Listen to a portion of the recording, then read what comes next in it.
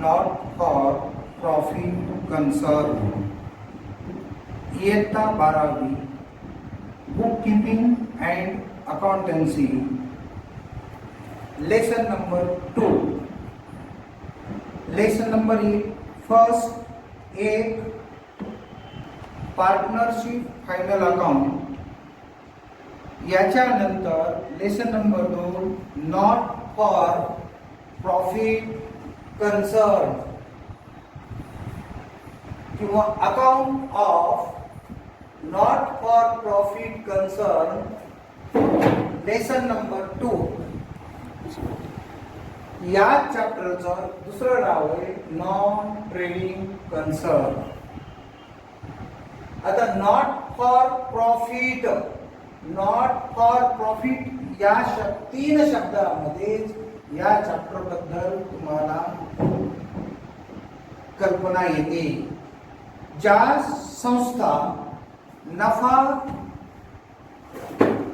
न कमवण्याच्या उद्देशाने स्थापन केलेल्या असतात त्या नॉट फॉर प्रॉफिट कन्सर्न मध्ये येतात. यात क्रीडा मंडळ, शिक्षण संस्था, दवाखाने, देवल कमिटी, वाचनालय इत्यादी. नॉट फॉर प्रॉफिट कन्सर्न मध्ये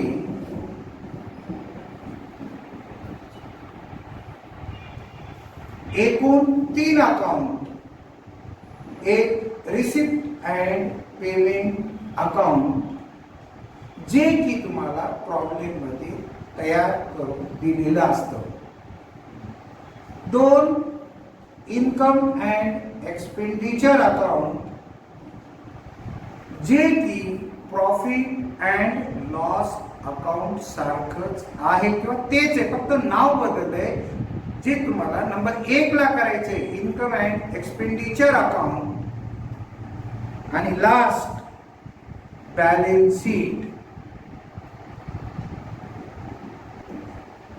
नंबर 1 जे रिसिप्ट अँड पेमेंट अकाउंट तुम्हाला प्रॉब्लेम मध्ये दिलेलं असतं.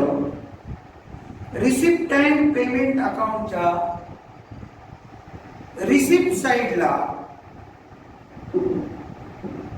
पैसे आलेले आणि पेमेंट साइडला पैसे गेलेले.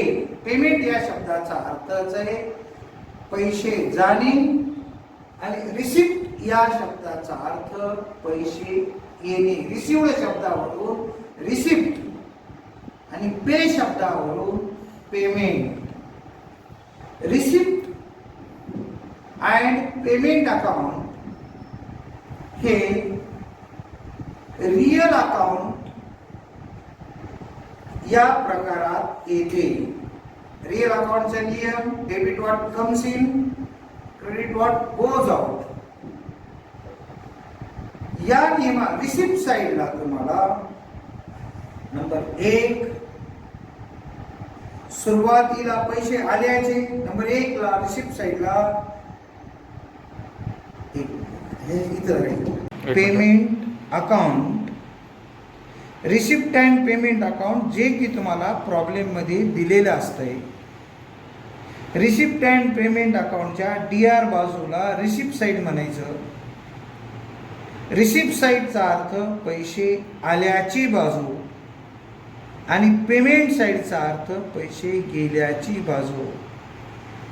रिसिप्ट साइडला नंबर 1 ला टू ओपनिंग बॅलन्स, कॅश आणि बँक दिलेले असते.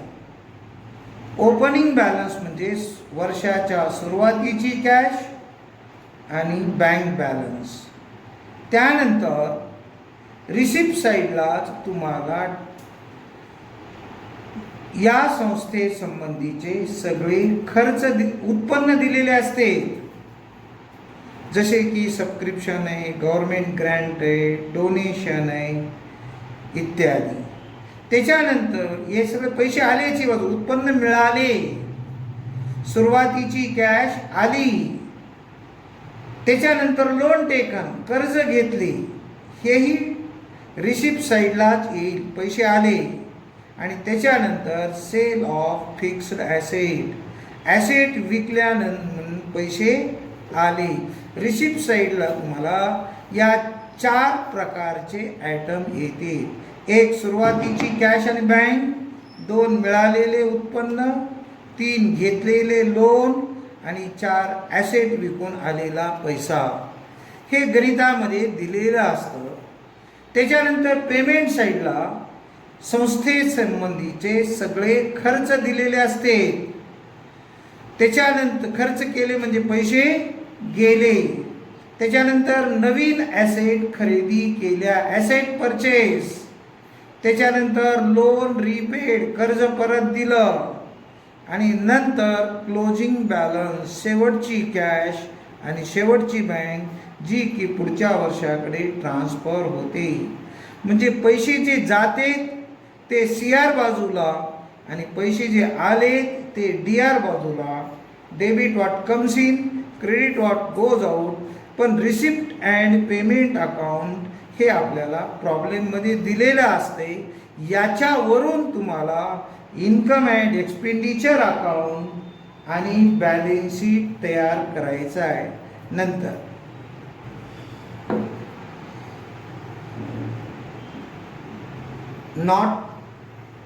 नॉट फॉर प्रॉफिट कन्सर्नमध्ये नंबर 1 इन्कम अँड एक्सपेंडिचर अकाउंट आपल्याला तयार करायचे, जे की नफा काढण्यासाठी.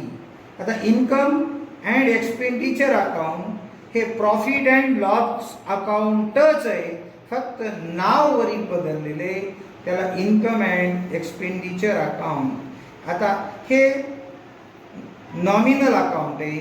इन्कम अँड एक्सपेंडिचर अकाउंटच्या DR बाजूला एक्सपेंडिचर घ्यायचे, खर्च, debit all expenses and losses, credit all income and gains. या नियमानुसार उत्पन्न CR बाजूला आणि खर्च DR बाजूला घ्यायचे. इन्कम अँड एक्सपेंडिचर अकाउंटला खर्च आणि उत्पन्न या एकाच वर्षाचे आले पाहिजे. चालू वर्षाचा जर खर्च द्यायचा राहिला असेल, आउटस्टँडिंग असेल, तर तो त्या खर्चामध्ये ॲड करावा. आणि प्रीपेड असेल, ॲडव्हान्स दिला असेल, तर तो त्या खर्चातून वजा करावा. एक्सपेंडिचर साईडला DR बाजूला नॉट फॉर प्रॉफिट कन्सर्नमध्ये DR बाजूला संस्थेचं जे ऑफिस असतं ते ऑफिस संबंधीचे खर्च, संस्थेसंबंधीचे खर्च आणि तोटे येते, जसे salary, rent, stationery, audit fees, postage, insurance, electricity, sundry expenses, conveyance. त्याच्यानंतर संस्थेसंबंधीच्या खर्चामध्ये स्पोर्ट्स मटेरियल, ट्रॅव्हलिंग एक्सपेन्सेस, क्रीडा मंडळाचा अकाउंट असेल तर ground train, advertisement, upkeep of ground. Upkeep of ground म्हणजे ग्राउंड देखभालीचा खर्च, व्यवस्थेचा खर्च, मेडिसिन्स, दवाखाना असेल तर, newspapers, charities, umpire fees, tea and tiffin, gathering expenses, garden expenses, depreciation आणि loss on sale of asset.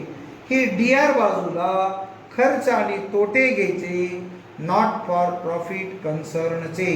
आणि CR बाजूला नॉट फॉर प्रॉफिट कन्सर्नचं उत्पन्न घ्यायचे. नॉट फॉर प्रॉफिट कन्सर्नचं मुख्य उत्पन्न, सबस्क्रिप्शन, वार्षिक वर्गणी, मेंबर, ज्याला मेंबर फीस असं म्हटलं तरी चालेल, सभासद फीस सारखं सबस्क्रिप्शन, डोनेशन, समाजाकडून देणग्या गोळा करते संस्था, एंट्रन्स फीस, प्रवेश फीस आहे, शासकीय अनुदान, गव्हर्नमेंट ग्रँट.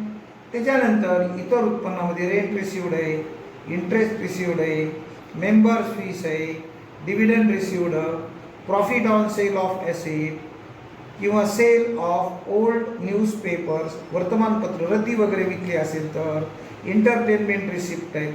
आणि त्याच्यानंतर हे सगळे उत्पन्न घेतल्यानंतर तुम्हाला उत्पन्नाची बेरीज आधी करायची सगळ्यात शेवटी. उत्पन्न जास्त असेल, बहुतेक उत्पन्न जास्त असतं, उत्पन्नाची बेरीज सगळ्यात शेवटी करायची. तीच बेरीज एक्सपेंडिचर साईडला घ्यायची, दोन्ही बेरीज एका ओळीत घ्यायची. त्याच्यानंतर उत्पन्नाच्या बेरीजतून खर्चाची बेरीज वजा करायची आणि नफा काढायचा, ज्या नफ्याला इथं सरप्लस असं म्हणतात. आणि जर कदाचित अपवादात्मक एखाद्या वेळेस खर्च जास्त असेल आणि उत्पन्न कमी असेल तर लॉस होतो. तर लॉस हा इन्कम साईडला बाय डिफिसिएट असा म्हणून नोंदवावं. लॉसला डिफिसिएट आणि प्रॉफिटला सरप्लस असे म्हणतात. सरप्लस म्हणजे उत्पन्न खर्चापेक्षा जास्त असेल तर सरप्लस, आणि लॉस डिफिसिएट म्हणजे खर्च उत्पन्नापेक्षा जास्त असेल तर लॉस होतो. हे नंबर 1 तुम्हाला इन्कम मॅनेजमेंट अकाउंट नंबर 1 ला बनवायचे. आणि त्यानंतर तुम्हाला शेवटी याच संस्थेचा बॅलन्स शीट तयार करायचा नंबर 2 ला. आणि सगळ्यात शेवटी बॅलन्स शीटमध्ये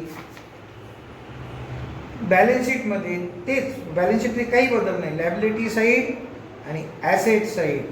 लॅबिलिटी साईडला कॅपिटल नंबर 1 ला कॅपिटल घ्यायचं, ज्याला की कॅपिटल फंड असे म्हणतात. कॅपिटल फंडमध्ये ज्या उत्पन्नाचं तुम्हाला भांडवलीकरण करायला सांगितलं असेल, कॅपिटलाइज्ड इन्कम, उत्पन्नाचे भांडवलीकरण, ते उत्पन्न मात्र इथं कॅपिटल फंडामध्ये ॲड करावे. त्याच्यानंतर जो सरप्लस झाला असेल, तुम्हाला नफा झाला असेल तर तोही इथं ॲड करावा. मात्र तोटा झाला असेल तर तो मात्र लेस करावा. आणि पूर्ण कॅपिटल फंडाचे कॅल्क्युलेशन केल्यानंतर बाहेर कॅपिटल फंड घ्यावे. त्याशिवाय इतर कोणताही फंड असेल, इलेक्शन फंड असेल, टुर्नामेंट फंड असेल, रिझर्व्ह फंड असेल किंवा आणखी कोणताही फंड असेल तर तो लायबिलिटी साईडलाच घ्यावा. Bank loan, bank overdraft, outstanding expenses, pre received income, special donation, loan taken इत्यादी, म्हणजे या सर्व लायबिलिटी इतर संस्थेप्रमाणेच लायबिलिटी साईडला घ्याव्यात आणि ॲसेट साईडला घ्याव्यात.